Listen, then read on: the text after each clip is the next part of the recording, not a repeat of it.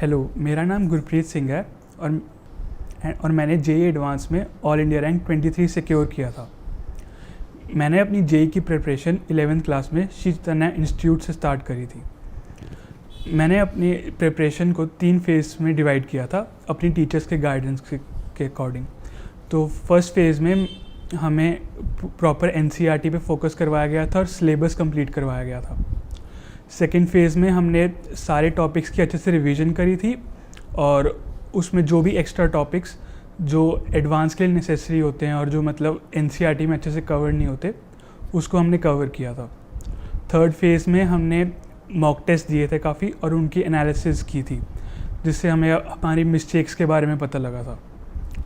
तो subject wise बात करें तो फिज़िक्स में सबसे एसेंशियल ये है कि हम अपने कंसेप्ट्स क्लियर करें और जो भी नोट्स वगैरह हैं उनको अच्छे से रिवाइज करते चलें। क्लास में ध्यान दें, टीचर्स जो भी हमें एक्सप्लेन कर रहे हैं उसको प्रॉपरली अंडरस्टैंड करें। फेज़ 1 में मैंने एच.सी. वर्मा की थ्योरी करी थी और प्रॉब्लम सॉल्विंग के लिए फिज़िक्स गैलेक्सी की बुक सॉल्व करी थी।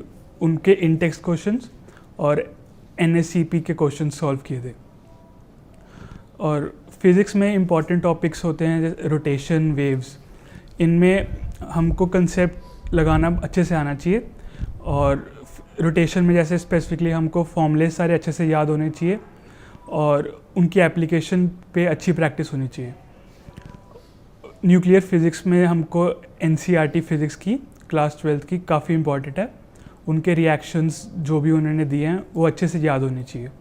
रिवीजन फेज़ में मैंने श्री चैतन्या की शीट्स और इरोडोव के कुछ क्वेश्चन, सिलेक्टेड क्वेश्चन जो जेईई एडवांस के लिए रेलेवेंट है, वो सॉल्व किए थे। एक्स्ट्रा क्वेश्चंस के लिए मैंने शशि भूषण तिवारी की बुक्स रेफ़र करी थी। और previous year JEE advance previous year जो फिज़िक्स के हैं वो काफ़ी इंपॉर्टेंट है, उनको थरली सॉल्व करना चाहिए और उनके एक डाउट्स क्लियर करने चाहिए। अगर केमिस्ट्री पे आएँ तो केमिस्ट्री में 3 जो पार्ट्स हैं, फिज़िकल केमिस्ट्री, उसमें एटकिंस को रेफ़र किया था और क्लास नोट्स को काफ़ी अच्छे से याद किया था। इनमें सॉल्विंग के लिए एन अवस्थी की बुक काफ़ी अच्छी है, उसमें जेईई एडवांस से काफ़ी रेलेवेंट क्वेश्चंस मिल जाते हैं। ऑर्गेनिक के लिए मैंने एम.एस. चौहान रेफ़र करी थी और क्लास नोट्स भी अच्छे से याद किए थे उसके। एनसीईआरटी के हर एक रिएक्शन, नेम्ड रिएक्शन जो है वो अच्छे से याद होने चाहिए, वो काफ़ी हेल्प करता है। सॉल्विंग के लिए फर्स्ट राउंड में मैंने हिमांशु पांडे सॉल्व करी थी, उसके एक एक क्वेश्चन को अच्छे से सॉल्व करके उसकी डिस्कशन ली थी टीचर्स के साथ। और राउंड 2 में मैंने जो एम.एस. चौहान जो एडवांस प्रॉब्लम्स देता है हमको ऑर्गेनिक केमिस्ट्री के लिए, वो सॉल्व करी थी। इनऑर्गेनिक के लिए मैंने क्लास नोट्स अच्छे से याद किए थे और एनसीईआरटी को अच्छे से हर एक उसके रिएक्शन और हर एक लाइन को अच्छे से याद किया था। एनसीईआरटी रीडिंग मस्ट है उसके लिए और लाइन टू लाइन याद होनी चाहिए जो भी इनऑर्गेनिक में है। जेडीली एज ए रेफरेंस हम यूज़ कर सकते हैं, कुछ टॉपिक क्वालिटेटिव एनालिसिस एनसीईआरटी में अच्छे से दिए नहीं हुए तो उसके लिए जेडीली काफ़ी अच्छा सोर्स है। सॉल्विंग के लिए मैंने वीके जायसवाल का इस्तेमाल किया था और प्रीवियस ईयर क्वेश्चन सॉल्व किए थे। हम मैथ्स की बात करें तो मैथ्स में मैंने विनय कुमार की सीरीज़ आती है 5 बुक्स की, वो सॉल्व करी थी, उनके इन चैप्टर प्रॉब्लम्स और अगर कुछ टॉपिक्स के सिलेक्ट टॉपिक्स के review and target problems solve किए थे। कोऑर्डिनेट ज्योमेट्री के लिए मैंने एस.एल. लोनी और ट्रिग्नोमेट्री के लिए भी मैंने एस.एल. लोनी ही सॉल्व करी थी। मैथ्स में हमें श्री चैतन्या की शीट्स काफ़ी हेल्पफुल थी, स्पेसिफिक टॉपिक्स पे हमें काफ़ी ग्रास्प मिला था उन पे। इम्पॉर्टेंट टॉपिक्स की बात करें तो मैथ्स में कोऑर्डिनेट ज्योमेट्री काफ़ी इम्पॉर्टेंट है, उसके हर एक फॉर्मूला हमें याद होना चाहिए और मतलब उन पे जो प्रैक्टिस है वो काफ़ी अच्छी होनी चाहिए। डेफिनेट कैलकुलस भी हमें अच्छे से समझ आना चाहिए और उन पे प्रॉब्लम्स इनइक्वालिटी बेस्ड काफ़ी पूछी जाती हैं। और एलएमवीटी और रोल्स थ्योरम की डेरिवेशंस और उनके बेस प्रॉब्लम से हमें अच्छे से समझ जाना चाहिए। जेईई मेंस की बात करें तो हमें कुछ एक्स्ट्रा टॉपिक्स पे स्पेसिफिक फोकस देना पड़ता है, जो एडवांस में नहीं पूछे जाते। जैसे मैथ्स की बात करें तो स्टैट्स और लॉजिकल रीजनिंग काफ़ी इंपॉर्टेंट चैप्टर्स हैं जो हर साल जेईई मेंस में इस पे क्वेश्चन पूछते हैं। केमिस्ट्री की बात करें तो chemistry in everyday life, environmental chemistry, practical organic chemistry और अमीनो एसिड्स के टेस्ट, ये सब पूछे जाते हैं। फिज़िक्स की बात करें तो magnetism and matter, transistors, junction diodes और टेलीस्कोप्स के ऊपर काफ़ी क्वेश्चंस पूछे जाते हैं। अगर हम रिवीजन स्ट्रैटेजी की बात करें तो हमें नोट्स को काफ़ी अच्छे से रिवाइज करना चाहिए और जो भी स्टैंडर्ड मेथड्स हैं या फॉर्मूले हैं वो अच्छे से याद होने चाहिए।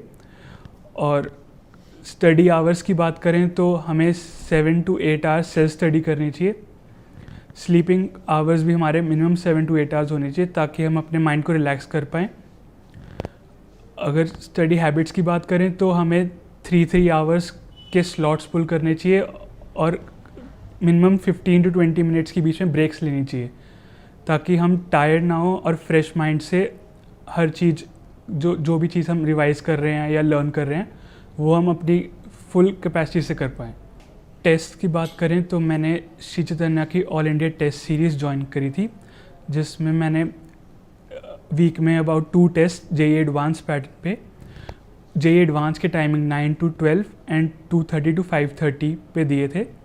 और इन टेस्ट का हमें अच्छे से एनालिसिस करना चाहिए, देखना चाहिए कि हम कहाँ मिस्टेक्स कर रहे हैं, हमें क्या कुछ टॉपिक्स में कंसेप्ट्स क्लियर नहीं है या हम कुछ सिली मिस्टेक्स कर रहे हैं। और जो भी हम सिली मिस्टेक्स करते हैं उसको हम एक नोटबुक में लिख लें और जब भी नेक्स्ट टेस्ट देने जाएं उससे एक दिन पहले रिवाइज़ कर लें। इससे क्या होगा कि हम अपनी मिस्टेक्स को याद कर लेंगे और वो मिस्टेक्स होने के चांसेस हम कम कर लेंगे जो एग्ज़ाम टाइम आएगा हमारा। जेईई एडवांस के लिए सबसे इम्पॉर्टेंट है कि हम अपनी स्टडी को ऑर्गेनाइज रखें जिससे हमारा मैक्सिमम आउटपुट आए। हमें डिस्ट्रैक्शंस जैसे सोशल मीडिया पे हो, फेसबुक, इंस्टाग्राम वगैरह को अवॉइड करना चाहिए ताकि हमारा टाइम कम से कम वेस्ट हो और हम ज़्यादा टाइम स्टडीज़ पे डिवोट कर पाएँ। अपने आप को डिस्ट्रेस करने के लिए हमें कोई ना कोई फ़िज़िकल एक्टिविटी ज़रूर करनी चाहिए। जैसे जब भी हमारा एग्ज़ाम होता था तो हम सब फ्रेंड्स एग्ज़ाम के बाद क्रिकेट खेलने जाते थे और मैं ब्रेक्स में हमेशा म्यूज़िक सुनता था तो जिससे स्ट्रेस लेवल्स काफ़ी कम होते हैं और मैं अपने माइंड को रिलैक्स कर पाता था। जेईई एडवांस का पेपर अटैम्प्ट करने की बात करें तो मेरी स्ट्रैटेजी ये रहती थी कि मैं पहले केमिस्ट्री, फिर मैथमेटिक्स और फिर फिज़िक्स करता था। हमें मतलब टाइम मैनेज करना सीखना चाहिए। जैसे मैं केमिस्ट्री को 40 मिनट्स देता था, मैथ्स को अबाउट 1 hour 15 minutes और फिज़िक्स को 1 hour 5 minutes देता था। इससे हम एडिक्वेट टाइम भी दे पाते हैं हर सब्जेक्ट को और इससे हमारी परफॉर्मेंस भी काफ़ी इम्प्रूव होती है। In the end I would like to wish you all the best for your future endeavors. Thank you.